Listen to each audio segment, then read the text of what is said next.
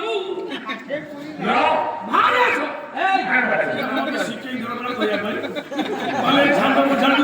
अरे औषध खाइले सिना रोग भल ए ताकिया कामुले रोग भल तेने बाट न जानी चालीर दोष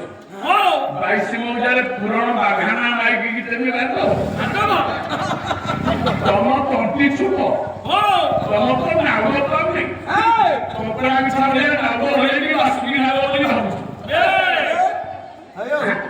बाघाना माइकी की तेने बानी ମୁଁ ନେଳିଆ ଚଷମା ପିନ୍ଧିଛି ବୋଲି କଣ ଏ ଦୁନିଆଟା ନେଳିଆ ତମେ ନିଜକୁ ସୁଧାର ତମେ ହନି ଶିଖାଅ କଣ ବଣ ପାଲୁ ଦାସ ଚୁମୁକତର କରିବ କୁମ ବେଦି ଯଦି ମଘମଚ ବଳ ଡାହାଣ ଲୋମସ କୁଣ୍ଡର କୁଶଳ ବଗେତିଆ ନାଇଁ ନା ମୁମ୍ବାଇ କୁଟଳ ଥିଲା ନାଇଁ ନା ମୋ ଗାଁର ଗର୍ବ ଗୌରବ ଗାୟକ ଶ୍ରୀଯୁକ୍ତ ସତ୍ୟନାରାୟଣ ଦାସଙ୍କ ବିଷୟରେ ପଦେ ମୁଁ କହିବାକୁ ଚାହୁଁଛି। ମହାଶୟ ଉତ୍କଳ ଜନନୀର ସୁଯୋଗ୍ୟ ସନ୍ତାନ ଆପଣ ଉତ୍କଳୀୟ ଲୋକପ୍ରିୟ ଦିଗ୍ଦର୍ଶର ପାଲା ସଂସ୍କୃତିର ପ୍ରଚାର ପ୍ରସାର ପାଇଁ ଆପଣଙ୍କ ଉଦ୍ୟମ ଯଥେଷ୍ଟ। ଓଡ଼ିଶାର ବିଭିନ୍ନ ପାଲା ମଞ୍ଚରେ ଆପଣଙ୍କର ପାରଦର୍ଶିତା ମଧ୍ୟ ଉଚ୍ଚ ପ୍ରଶଂସନୀୟ। ଯୁଗ ଦୃଷ୍ଟିରୁ ରୁଚିକର ତଥା ଆଧାରିତ ପାଲା ପରିବେଷଣ ଆପଣଙ୍କ ପାଇଁ ଗୁରୁତ୍ୱପୂର୍ଣ୍ଣ। ବେଦ ବେଦାନ୍ତ ସଂଖ୍ୟା ଉପନିଷଦ ଓ ଭାଗବତ ତାନ୍ତ୍ରିକ ବିଶେଷତ୍ୱରେ ଆପଣଙ୍କ ପାରଦର୍ଶିତା ପ୍ରାଣୀଧାନ ଯୋଗ୍ୟ। ଆପଣଙ୍କ ଗୁଣାବଳୀ ଭୂୟସୀ ପ୍ରଶଂସା କରି ଆମେ ରହିପାରୁନୁ। ମୁଁ ଅଶୋକ ଭେରାଇଟି ଷ୍ଟୋର ତରଫରୁ ଆପଣଙ୍କୁ 101 ଟଙ୍କା ଦେଇ ସମ୍ମାନିତ କରୁଛି।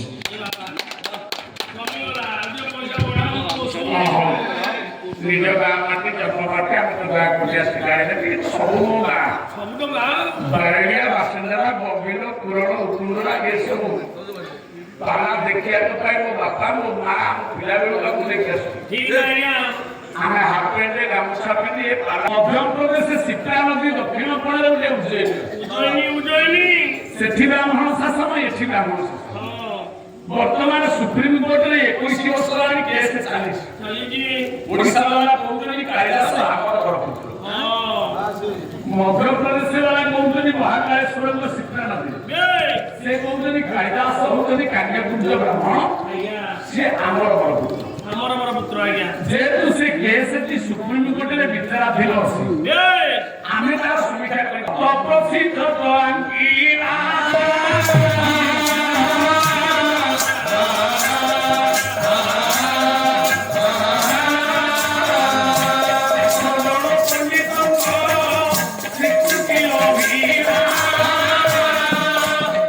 ଓଡ଼ିଶାରୁ ଯାଇଥିବା ବୁଢା ଲୋକଟା ସେ ଭାନୁମତୀ ଭଳିଆ ପୁରା ଆଖି କାନ ନାକ ଆଙ୍କି ଦେଲା ଯେ ପଚାରିଲେ ଦାସେ ନା ଆଜ୍ଞା ନା 8 ଜଣ ପଣ୍ଡିତ କହିସାରିଲେଣି ଏ ମୂର୍ତ୍ତିଟା ଠିକ ଭାନୁମତୀ ଭଳିଆ ତମେ କଣ ସନ୍ଧ୍ୟା ହେଲାଣି ଏପର୍ଯ୍ୟନ୍ତ ସାହିତ୍ୟ ମୂର୍ତ୍ତିଟାକୁ କହୁନା ସେ ବୁଢାଟାକୁ ପ୍ରାଇଜ ମିଳିବ। କାଳିଦାସ ସେ ମନ୍ତ୍ରୀ କି ଚାହିଁଲେ ଭାନୁମତୀର ଆଖି ଭାନୁମତୀର ଗୋଡ଼ ହାତ ସବୁ ଠିକ ମୂର୍ତ୍ତି ମିଶିଛି ଯେ ହେଲେ କିନ୍ତୁ ଯେତେବେଳେ କିନ୍ତୁ କହିଦେଲେ 80 ବର୍ଷର ବୁଢା କାରିଗର ତା ମୁଣ୍ଡରୁ ଝାଳ ବୋହି ପଡୁଛି। 8 ଜଣ ପଣ୍ଡିତ କହିଲେ କଣ ହେଇଛି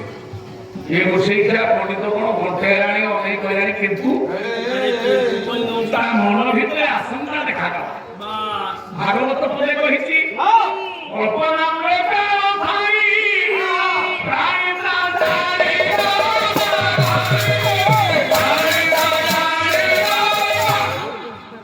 से लोकटा मनरे काहे भाबिला तारे मूर्तिटा किए हेई नाही बोली डिक्लेयर करियो ये होइगला हाथ ये पड़ीगला तुली काई छिटी की पड़िला काई छिटी की पड़िला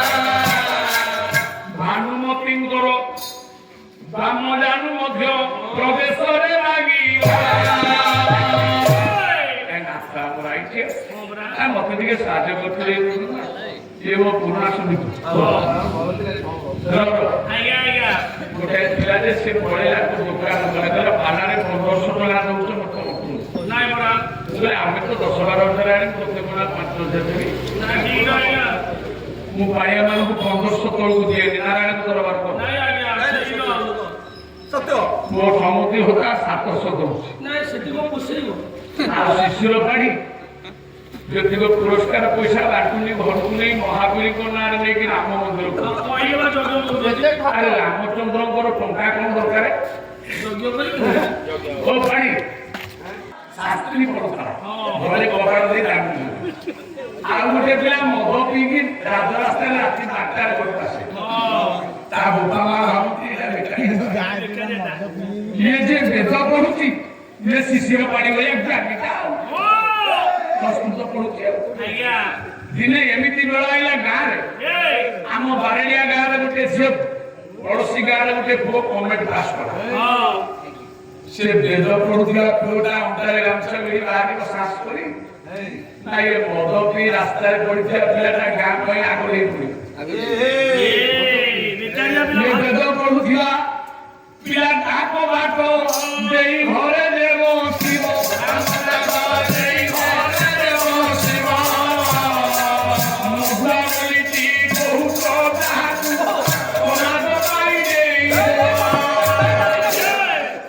ଯାହାକୁ ମଦୁଆ ମୂର୍ଖ କହୁଛ ସେଇ ସମାଜ ପାଇଁ ଦେଇ ମତେ ଦେଖେଇଲା ପାଠ ଯାହାକୁ ବେକାର କହୁଛ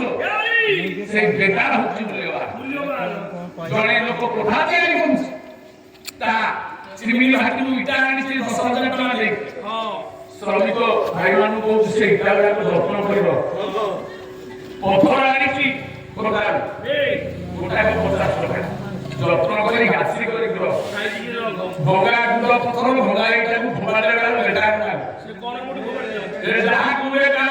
କହୁଛ ପଡ଼ିଲେ ଘର ମୁଣ୍ଡାଇଛି ସେଇ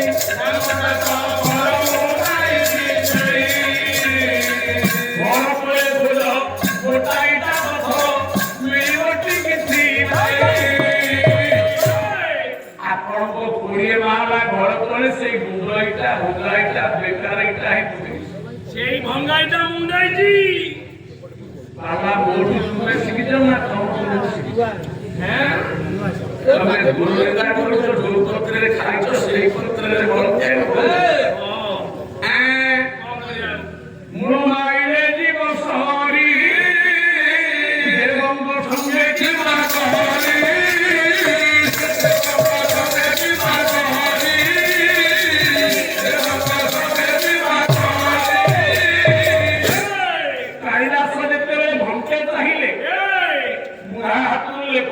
ঘষি পড়ায়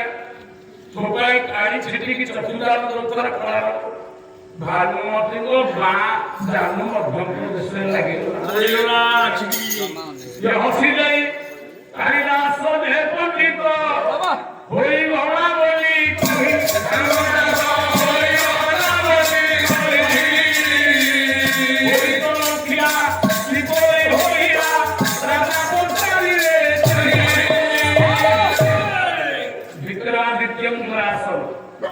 इतिहास किए न पढ़े जे भौतिक सिंहासन विक्रमादित्य आसन पढ़ो से पाठ दिए नहीं ये रसर काव्य मो नाती मो छुआ मो शिष्य शिष्या झोक पिला तुमको एटा पहाड़ मो पाई रसर काव्य ओटे हुटा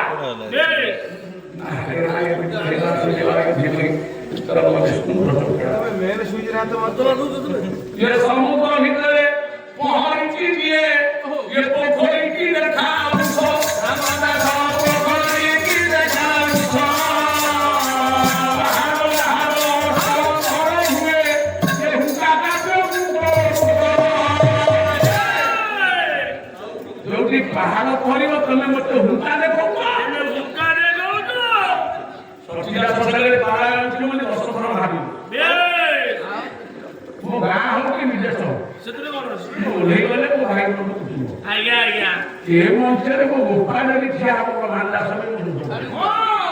छोटा भाई ने छाड़ी दे ये सिखा सुंदर कौन संग ମଞ୍ଚରେ କହିବି ଓହ୍ଲେଇକି ପଳେଇବି ଯେତେବେଳେ ବସା ଘରେ ଥିବେ ତାଙ୍କ ଗୋଡ଼ ତଳେ ବସି ଆଜ୍ଞା ସେ ଶ୍ଲୋକଟା ଭଲ ଲାଗୁଥିଲା ଠିକ ନା ଆଜ୍ଞା ଇଏ ଠିକ ମାସେ ବାଦ୍ୟ ବିବାହ ପରେ ସାରେ ରାଜା ପଚାରିଲେ ଦାସେନ ନା ଆଜ୍ଞା ହଁ ନା କଣ ହଉନଥିଲା ଏବେ କଣ କହିଲେ ହେଇଗଲା ହେଇଗଲା ବୋଲି କହୁଛ ନା ରାଣୀ ଭାନୁମତୀଙ୍କର ଆଖି କାନ ନାକ ଶରୀର ସବୁ ଠିକ ଥିଲା ସୁତରାଂ ତାଙ୍କ ବାଁ ଜଙ୍ଘରେ ଗୋଟେ କଳା ଯାଇଥିଲା ଯେ କାରିଗର ସେଗୁଡାକ ଗାୟକ ବିଶାରଦ ଶ୍ରୀଯୁକ୍ତ ସଚିଦାନନ୍ଦ ସାହେବ ପାଲାଗାରେ ଯୁକ୍ତ ହୋଇ ଦେବେନ୍ଦ୍ରନାଥ ଭୋଇ 101 ଟଙ୍କା ପୁରସ୍କାର କରିଛନ୍ତି ତାଙ୍କ ନାତିକି ଉତ୍ସବ କଲ୍ୟାଣ କରିବା ପାଇଁ ସେ ଆଶାବାଦୀ ଅଛନ୍ତି ନୂଆସାହି ଗ୍ରାମର ନୂଆସାହିର ଦେବେନ୍ଦ୍ରନାଥ ଭୋଇ ମହୋଦୟଙ୍କର ତାଙ୍କ ନାତିଙ୍କର ପୁତ୍ରଙ୍କର ସପରିବାର ବର୍ଗଙ୍କର ବିଶ୍ୱ ଚିନ୍ତାମୟ ଆରାଧ୍ୟ ଦେବ ସତ୍ୟନାରାୟଣ ଭଗବାନ କର୍ମଦାୟକ ଚନ୍ଦ୍ର ପ୍ରବୀଣା ଧର୍ମ ବିନାଶକାରାଧ୍ୟ ମା ପାର୍ବତୀ ଗୌରୀ ରମଣ ଆରାଧ୍ୟ ଦେବ ଶ୍ରେଷ୍ଠର ମହାଦେବ ମା ପ୍ରିୟାଦେବୀ ସର୍ବକଲ୍ୟାଣ ବାଞ୍ଛିତ କରନ୍ତୁ ମାରନ୍ତି ବୋରେ ସାରେ ଆସ କହିଲେ ମହାରାଜ ଆପଣ ରାଜା ମୁଁ ପଣ୍ଡିତ ଭାନୁମତୀଙ୍କ ଜଙ୍ଘରେ ଗୋଟେ କଳା ଯାଇଥିଲା ସେଇଟା ଅପୂରଣ ଥିଲା ଏବେ ତା ତୁଳିଟା ପଡ଼ିବାରୁ ସେ କଳା ଯାଇଟା ହେଇଗଲା ରାଜା ତ ରାଗିଲେ ପୁଣି ଚମକିଲେ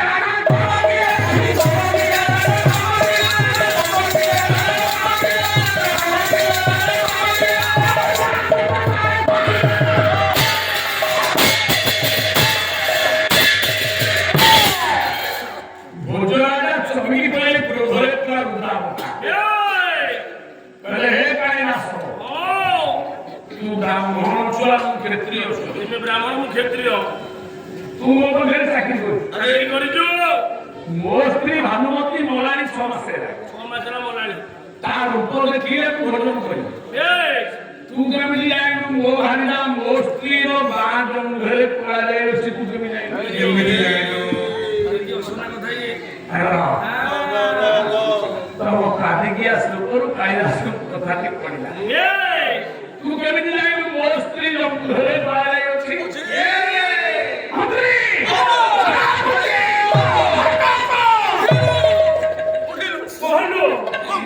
କାଳିଦାସକୁ ନେଇ ବଧ କରି ତା ରକ୍ତ ଆଣିକି ଦେଖେଇଲେ ମୁଁ ଭାତ ଖାଦ୍ୟ ଖାଇବି ରାଜା ତ ଲୋଚା ମନ୍ତ୍ରୀ କହିଲେ ଆଜ୍ଞା ସନ୍ଧ୍ୟା ହେଇ ଆସିଲାଣି ଜଣେ ବ୍ରାହ୍ମଣିଆ ଲୋକ ଯଦି ଗୋଟେ କଣ ଭୁଲ କରିଛି ଭାଗବତ ପୁରା କହିଛି ବ୍ରାହ୍ମଣ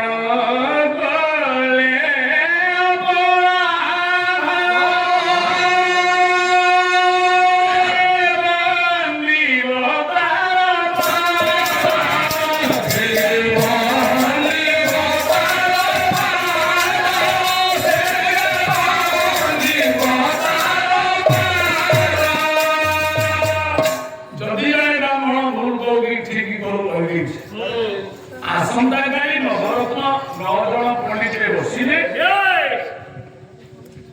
ଇଏ ରହସ୍ୟ ଉନ୍ମୋଚନ ଓ କାଳିଦାସଙ୍କୁ ପଚାରିବା ତମ ସ୍ତ୍ରୀର ଜଙ୍ଘ ବାଁ ଜଙ୍ଘକୁ ଇଏ ଦେଖିଲା ଯଦି ଉପଯୁକ୍ତ ଉତ୍ତର ନ ଦେଇପାରନ୍ତି ତାହେଲେ କାଳିଦାସଙ୍କୁ ମୃତ୍ୟୁଦଣ୍ଡ ଦିଆଯିବ ଯୋଉ କାଳିଦାସଙ୍କର ଜିଭରେ ମା ଶାରଳା ମା ସରସ୍ୱତୀ ପୃଥିବୀରେ କଳା ପାହାଡ଼ ଜଗନ୍ନାଥ ମନ୍ଦିର ଭାଙ୍ଗିଲା ଲିଙ୍ଗରାଜ ମନ୍ଦିର ଭାଙ୍ଗିଲା ବଳଦେବ ଜୀବ ମନ୍ଦିର ଭାଙ୍ଗିଲା ହେଲେ ଜଗତସିଂହପୁର ଶାରଳା ପାଖରେ କଳା ପାହାଡ଼ ବୁଦ୍ଧି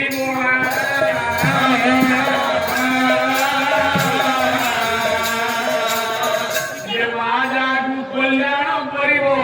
ଜଗତ ଦେଖିବ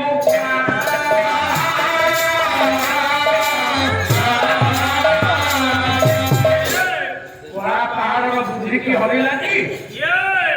କନକପୁର ଝଙ୍କଡ଼ ଆସିଲି ମା ଶାରଳା ଯେ ଶାରଳାଙ୍କ ବରପୁତ୍ର ସୀତା ঠিক না আজ্ঞা সে তো শ্লোক নিজে লেখিব পর শ্লোক কাই নিজে লেখিব সে সেটি ধরি আসলে তার সভা বসিলা নবরত্ন পণ্ডিত মানে একজুট হেলে পারম্পরিক রীতি অনুসারে সভার কার্যକୁ ত্বরান্বিত କରାଗଲା ରାଜା ବସିଲେ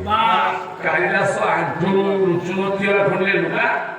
ମୁଣ୍ଡରେ ଖଣ୍ଡେ ଗାମୁଛା ଭିଡା ହେଇଛି ଧଳି ଧଳି କାଳିଦାସ ହେଲେ ଉପସ୍ଥାନ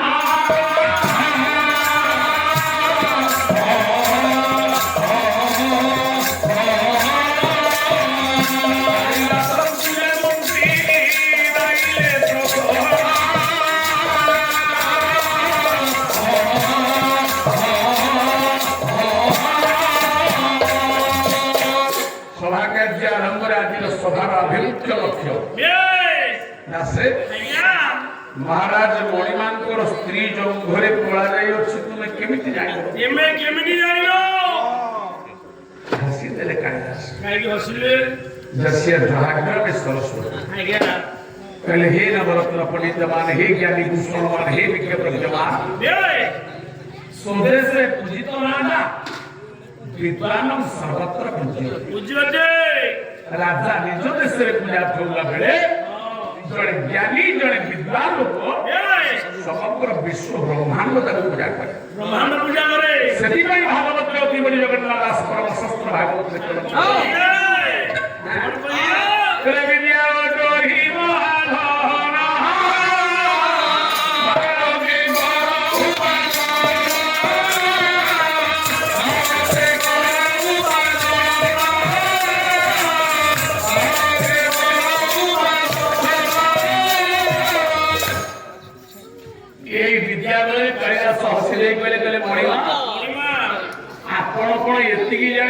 शिव पार्वती की थरे कहिथिले कोन कोन कहिथिले कला दस्या पद्मिनी सुतत्वगामिनिया बाबा आज्ञा यतिरानु सम्मुख्यांग प्रवेशे भगवती पुत्रत महापुर की विवाह सवित्री गुणम दुरे जो लोक मानकर स्त्री पद्मिनी जातिया था पद्मिनी जातिया नारी आज्ञा पद्मिनी सुलक्षणा जाति नारी मानकर बाम अंगरे कला जाय कले तेल चिन्ह बेश तेल चिन्ह को कला जाय कोला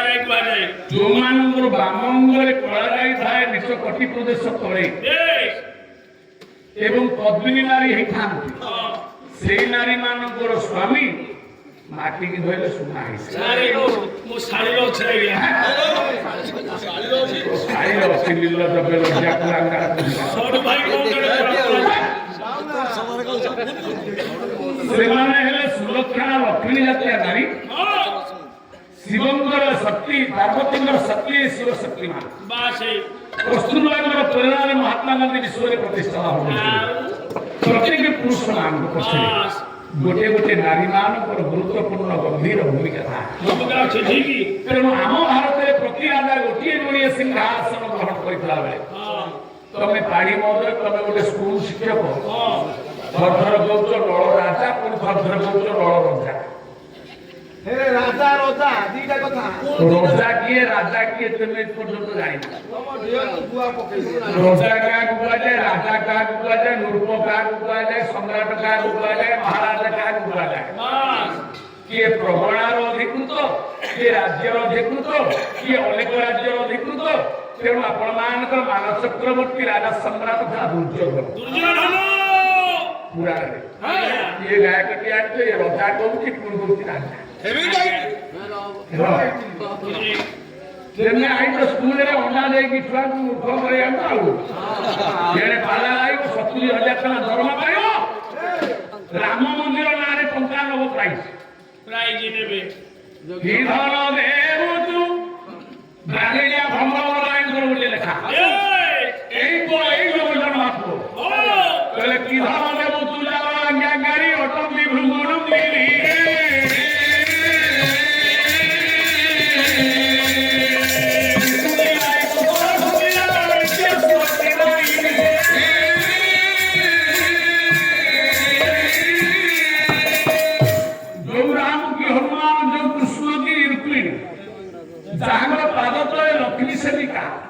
ବାବୁରୁ ଭଣ୍ଡାର ମାଲିକ ଆଣି ଯୋଉଠି ସେବା କରୁଛି ସେବା କରୁଛନ୍ତି। ତେବେ କଣ ବାରିଡ଼ିଆ ଗାଁରୁ ପ୍ରାୟ ଦିନେ ତାକୁ ଦବ ପଇସା ଫେରା ଅସୁର ଯାହା ମୁଣ୍ଡ ଉପରେ ସରସ୍ୱତୀ ମା ସାରଳା ବସିକି ସ୍ତୁତି ଗାଉଛନ୍ତି ତେମେ କଣ ନୈଷଧ ଗାଇକି ଅସାରଣ ଢାଳି ହବ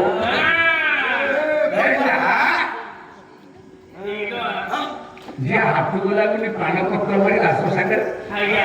ବିଶ୍ୱନାଥ ସାଙ୍ଗେ ସମାନ ଦାସ ସେ କଥା ହେଇ କହିବ ତମେ ଯୋଉଠି ଛାଡ଼ିବ ମୁଁ ସେଇଠୁ ଧରିବି